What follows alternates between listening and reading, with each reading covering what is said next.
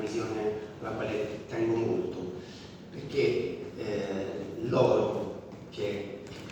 è chiuso in questi lavori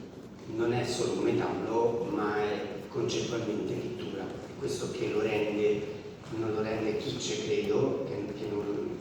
lo rende materia, lo rende un concetto, e questo mi ha dato la possibilità di usarlo anche in una misura molto ampia e in maniera molto corposa, perché c'è praticamente da tutte le parti,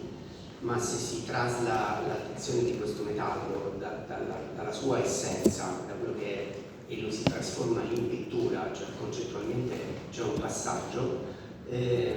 questo dà la possibilità a questa materia di trasformarsi anche